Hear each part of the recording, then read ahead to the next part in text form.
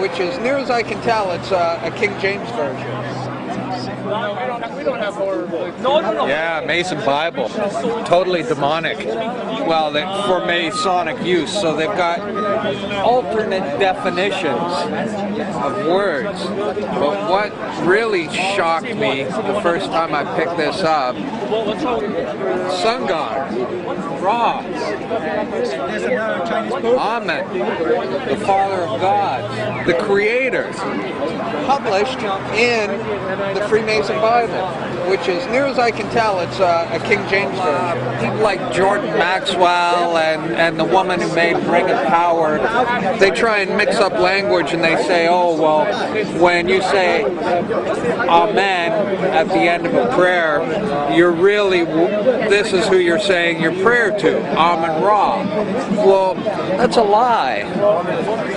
No, Amen is Hebrew for so be it, or it is so. So be it, or something. I think like it's that. so be it.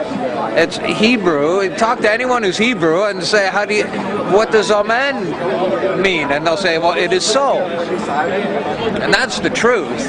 That's why we say Amen at the end of a prayer, because it's Hebrew for so be it. I think it's so be it. But these liars are trying to convince everyone that you're praying to Amen Ra, the sun god. That's the mystery religions. They mix in all these lies and pagan sun worshipping, trying to corrupt and pervert everything.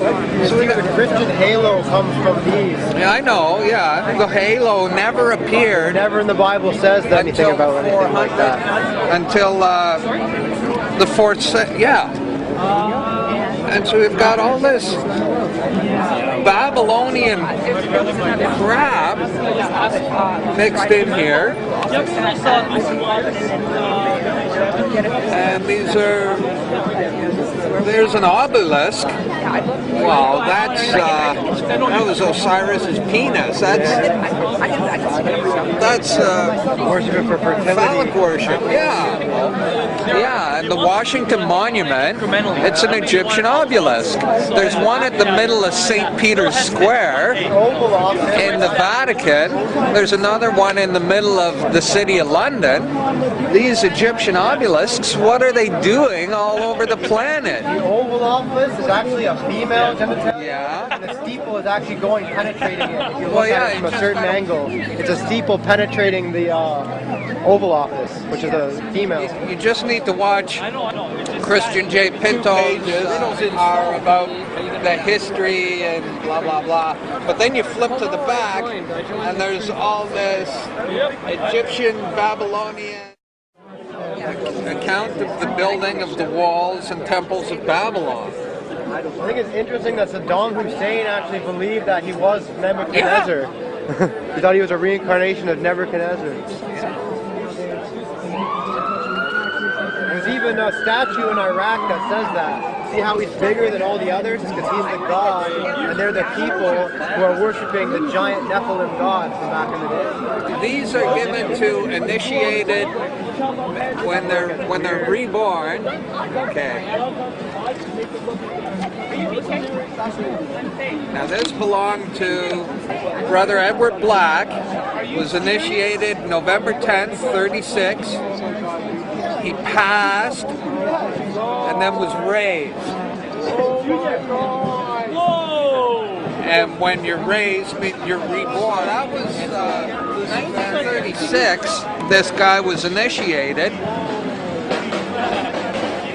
And then these are all the lodge numbers of visiting brethren and friends. Lodge number 231, 669, and the names. The names of the lodges and the numbers of the lodges. And this is the guy who raised them, fellow candidates. I guess that's witnesses, I don't know. But these are supposed to be returned upon death. And I guess what happened was that this guy passed away, and whoever was handling his estate just dropped off a bunch of books at the used bookstore, not realizing that this was contained within and the significance of it. So I'm not supposed to have this, but the person at the used bookstore knew it would be appreciated and set it aside. And it's got the compass and square right on the front. It's blue. It's got a blue cover, and it's got the compass and square right on the front. It says Masonic Bible. That's what it says. This is copyrighted 1928. And it opens up with the Holy Bible and Freemasonry and explains, they try and justify or convince the unsuspecting Mason that, see, I think the first degree, when you're doing the ceremony, you're asked, what do you seek?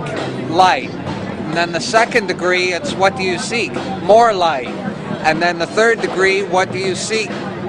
Further light. And they rise up through the degrees. Now, Stan Monteith does a great presentation called The Hidden Secret. And the hidden secret, which is revealed at the 33rd degree, is that the light you've been seeking all of this time is the light of the light bearer, Lucifer. The Ralph Epperson presentation, the second witness to the apocalypse, goes into all this in great detail with the quotes directly from Manly P. Hall and Albert Pike.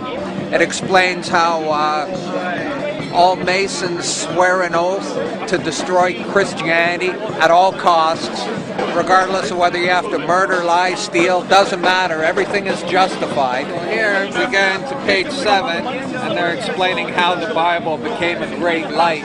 See, they use this term, light, light, great light, all the way through, and the hidden secret, which is not revealed until the 33rd degree, is what the light really is. Yeah. So we get into the story of the English Bible, and there's all this stuff prefacing the actual beginning of the Bible. King Solomon's temple. It's all very startling. I'm trying to be careful because it's a Masonic Bible. Okay, the construction of the temple, they're getting into Solomon's temple. Masonic ritual. Okay, we're on page 31. And then we get page 33. The Holy Bible starts on page 33. Could that be a coincidence? What's the significance of 33? The Holy Bible starts on the 33rd page of the Masonic Bible. Pretty demonic, isn't it? And I haven't gone through it in great detail. It appears to be a King James version.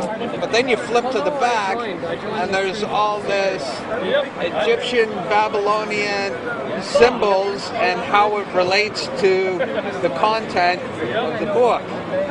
And seals, hieroglyphs that are taken off seals. And I'm looking at this and I'm going, this Babylonian shit has nothing to do with this book.